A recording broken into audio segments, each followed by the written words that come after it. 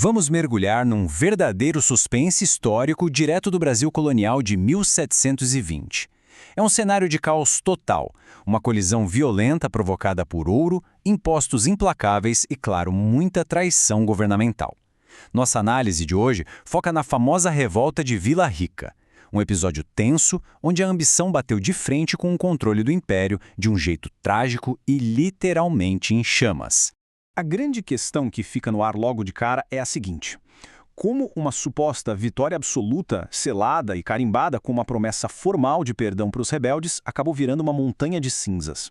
Bom, a resposta para isso é uma mistura explosiva de ganância e muita decepção. Vamos entender como tudo começou falando sobre o quinto e as fundições. Para contextualizar, em 1719, a coroa portuguesa resolveu apertar o cerco e mandou criar as casas de fundição nas Minas Gerais. A ideia era sufocar o contrabando e garantir que todo o ouro extraído fosse derretido e transformado em barras oficiais, já com a marca do rei. Aquele imposto terrível de 20%, o famoso quinto, ia ser cobrado sem dó e a circulação do ouro em pó, que era basicamente o dinheiro vivo do povo na época, ficaria totalmente proibida. Dá para imaginar o sufoco que isso causou, né? A insatisfação foi imediata. E é aí que chegamos à explosão em Vila Rica. A coisa escalou de um jeito muito rápido e tenso. O estopim acendeu para valer na noite de 28 de junho de 1720, quando o mestre de campo Pascoal da Silva reuniu um grupo enorme de homens armados lá no Morro do Ouro Podre. Em questão de dias, ali pelo dia 2 de julho, os rebeldes já tinham descido o morro, tomado a câmara e imposto as regras deles. Só que a resposta do governo, que viria no dia 14 de julho, seria um contra-ataque simplesmente fulminante. O nível de caos dessa invasão inicial foi absolutamente visceral. Quando os rebeldes invadiram Vila Rica, eles encurralaram as autoridades da coroa. O ouvidor Martinho Vieira, por exemplo, escapou por um triz. E a multidão estava enfurecida. Eles invadiram os passos do conselho e simplesmente rasgaram, fizeram em pedaços todos os livros da provedoria da fazenda. Foi um ato de pura anarquia, um desafio direto, cara a cara, contra o sistema de impostos colonial. E olha o tamanho da audácia do ultimato que esses homens entregaram para o governador colonial, o Conde de Assumar. As exigências eram pesadíssimas. Eles queriam a suspensão total das casas de fundição, exigiam novos regulamentos para os ministros e oficiais de justiça e, na parte do dinheiro, queriam trocar o quinto por um imposto anual fixo de 30 arrobas. Para fechar com chave de ouro, exigiam um perdão real incondicional e registrado no papel para todo mundo que participou do levante. Basicamente, era um pedido de rendição total do governador. O que nos leva ao falso acordo do governador.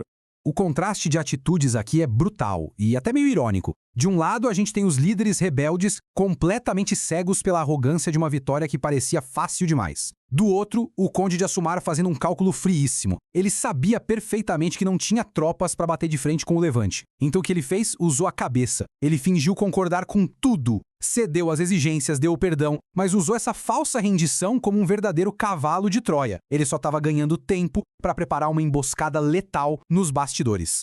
Enquanto o governador armava o bote, a confiança dos rebeldes virou uma ambição sem limites. Ao invés de ficarem alertas, eles começaram a dividir o prêmio de uma guerra que nem tinha acabado de verdade. O Dr. Mosqueira já foi logo se declarando ouvidor, o Sebastião da Veiga foi além e exigiu o cargo de governador para ele, e o Pascoal da Silva começou a distribuir cargos públicos em Vila Rica como se fosse o dono do lugar. A ganância cegou todo mundo para o perigo que estava logo ali. E então, chegamos à vingança da madrugada. A armadilha do governador finalmente se fechou e foi implacável. Na calada da madrugada do dia 14 de julho, sabendo que os líderes rebeldes dormiam tranquilos achando que estavam em paz, o Conde de Assumar mandou fazer um ataque surpresa impiedoso. Ele prendeu os cabeças do movimento e deu a ordem para barbaramente lançar fogo às casas do Pascoal da Silva e dos outros conspiradores lá no alto do morro, sem qualquer hesitação. Esse episódio marcou o fim do Ouro Podre. A destruição foi tão brutal que mudou a geografia e a identidade do lugar para sempre. Aquele que era o Morro do Ouro Podre, a grande fortaleza no alto da colina e reduto dos rebeldes, virou um monte de ruínas chamuscadas. O impacto foi tão absoluto que a região foi rebatizada de Morro da Queimada. Passou a ser uma montanha sombria, coberta de cinzas, servindo como um lembrete físico e assustador de quem é que realmente mandava ali. O Império. E a punição não ficou só nas construções queimadas, não. A retaliação contra as pessoas foi grotesca. O destino do Felipe dos Santos é o exemplo mais doloroso disso. Ele foi preso lá na região da Cachoeira, enquanto ainda tentava espalhar os ideais revolucionários. A lei colonial caiu em cima dele com força máxima. Ele foi enforcado e esquartejado, servindo como um aviso terrível e visual do custo de se desafiar a metrópole.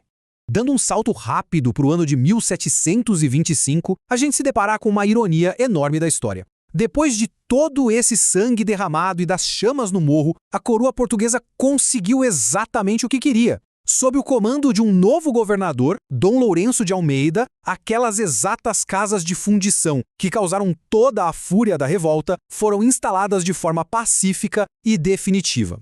E para fechar nossa análise de hoje, fica uma provocação para a gente pensar. Quando olhamos para as cinzas do Morro da Queimada e para os eventos de 1720, vemos o choque violento entre o desejo de autonomia e a mão pesada de um império. O que essas cicatrizes na paisagem nos dizem sobre o verdadeiro custo da tributação e de uma rebelião? Fica essa lembrança gravada na terra de que, muitas vezes, grandes conflitos econômicos e políticos deixam marcas não só nos livros de história, mas cravadas nas próprias montanhas.